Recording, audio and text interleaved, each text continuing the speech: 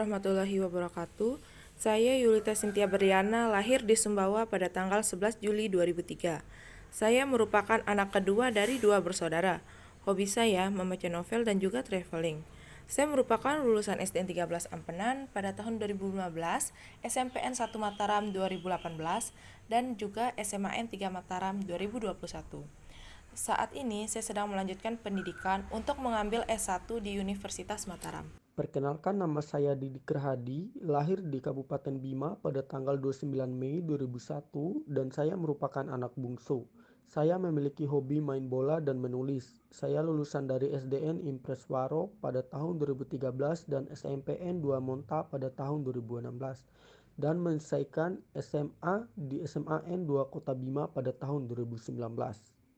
Perkenalkan, nama saya Faisal Rizky. Saya lahir pada tanggal 3 November 2002 di Bima, tepatnya di Desa Kananga.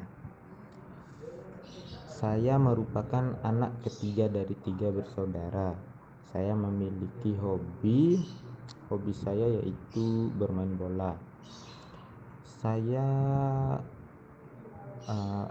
lulusan dari SDN 5 Sila pada tahun 2015, SMPN 1 Bolo pada tahun 2018,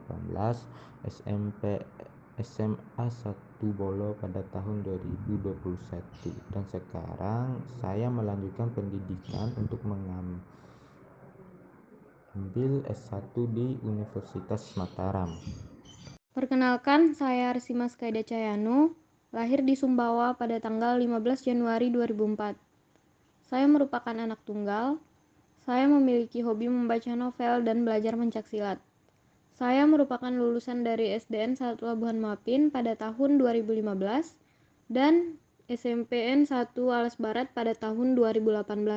Kemudian menyelesaikan pendidikan jenjang SMA pada tahun 2021 di SMA Negeri 1 Alas Barat. Dan sekarang saya sedang melanjutkan pendidikan jenjang S1 di Universitas Mataram. Sebelum lanjut ke materi, saya akan memberitahukan bahwa pemateri 1 adalah Yulita Cynthia Berliana, pemateri kedua Didik Rahadi, pemateri 3 Faisal Rizky, dan pemateri terakhir yaitu Arsima Skaida Cayano. Untuk mempersingkat waktu, kita langsung saja masuk ke materinya. Di video kali ini, kelompok kami akan membahas tentang pendidikan suatu sistem. Adapun poin-poin yang akan dibahas dari materi kali ini yaitu pengertian pendidikan, pengertian sistem, sistem pendidikan nasional, pendidikan sebagai suatu sistem, komponen-komponen dalam suatu sistem, dasar pendidikan, tujuan pendidikan, metode pendidikan, alat pendidikan, terdidik, pendidik, tujuan perencanaan sistem pendidikan, dan yang terakhir, gambaran umum sistem pendidikan di Indonesia. Pengertian pendidikan. Pendidikan adalah suatu usaha untuk dapat mewujudkan atau membentuk manusia Indonesia seutuhnya berdasarkan Pancasila dan Undang-Undang Dasar 1945. Agar mencapai tujuan yang luhur, maka pendidikan harus dikembangkan atau diperbarui, sehingga segala kegiatan pendidikan itu nantinya dapat memenuhi kebutuhan dan segala tantangan pada waktu yang akan mendatang. Pengertian sistem. Menurut Zahra Idris, sistem merupakan suatu kesatuan yang terdiri atas komponen sebagai sumber-sumber yang mempunyai hubungan fungsional yang teratur, saling membantu untuk mencapai hasil. Biasanya, kata sistem ini digunakan untuk menunjukkan 1. Adanya suatu himpunan bagian yang berkaitan dengan ilmiah seperti sistem tata surya. Yang kedua, adanya alat-alat atau organ tubuh secara keseluruhan, seperti sistem syaraf. Yang terakhir, menunjuk sehimpunan gagasan atau ide yang tersusun sehingga membentuk suatu kesatuan yang logis.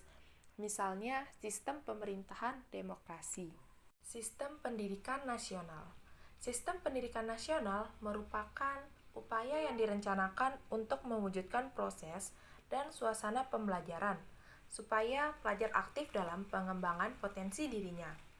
Fungsi dari sistem pendidikan nasional yaitu mengembangkan kemampuan dan membentuk karakter.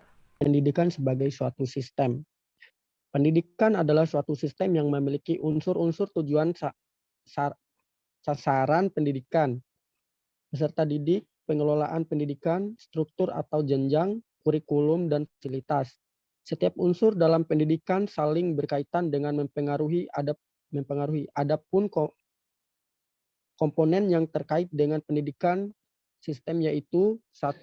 Tujuan dan prioritas, 2. Peserta didik, 3. Manajemen atau pengelolaan dengan fungsi mengkoordinasikan, 4. Struktur dan jadwal waktu, 5. Isi dan bahan pengajaran, 6. Guru dan pelaksana, 7. Alat bantu pelajar, 8. Fasilitas, 9. Teknologi, 10. Pengawasan mutu, 11. Penelitian, 12. Biaya. Pendidikan sebagai suatu sistem juga memiliki beberapa ciri yang dimiliki suatu sistem yaitu 1. Tujuan pendidikan, 2. Fungsi-fungsi, 3. Komponen-komponen, 4. Interaksi atau saling berhubungan, 5. Proses transformasi, 6. Umpan balik dan koreksi untuk mengetahui masing-masing fungsi, 7. Daerah, batasan, dan lingkungan. Menurut Undang-Undang Republik Indonesia Nomor 2 Tahun 1989, sistem pendidikan nasional adalah usaha sadar untuk yang menyiapkan peserta didik melalui bimbingan, pengajaran, atau latihan bagi peranannya di masa yang akan datang. Komponen-komponen dalam sistem pendidikan. Sistem pendidikan mempunyai beberapa komponen penting, diantaranya adalah dasar pendidikan, tujuan pendidikan, hingga pendidik. Dalam sistem pendidikan terdapat 4 jenjang tujuan pendidikan yaitu 1. Tujuan umum pendidikan yakni manusia Pancasila, 2. Tujuan nasional atau tujuan lembaga pendidikan, 3. Tujuan kurikuler atau tujuan standar kompetensi atau bidang studi, 4. Tujuan instruksional kompetensi dasar atau tujuan untuk setiap kegiatan. Dalam Undang-Undang Nomor 20 Tahun 2003 tentang Sistem Pendidikan pada bab 11 pada Pasal 39 tentang pendidikan dan tenaga kependidikan dinyatakan bahwa pendidik merupakan tenaga profesional bertugas merencanakan dan melaksanakan proses pembelajaran. Dasar pendidikan. Dasar pendidikan adalah suatu yang dapat menjadi tolak ukur untuk memikirkan masalah-masalah yang berkaitan dengan pendidikan atau tolak ukur untuk melaksanakan segala kegiatan dalam hal pendidikan. Dalam pendidikan yang jadi dasar suatu pendidikan adalah dasar filosofis, dasar historis, dasar psikologis, dasar sosiologis, dan juga dasar yuridis. Tujuan pendidikan. Pendidikan bisa kita sebut dengan sebagai sebuah lembaga kan. Nah, dalam sebuah lembaga mesti tentunya memiliki suatu tujuan. Nah, tujuan pendidikan ini yaitu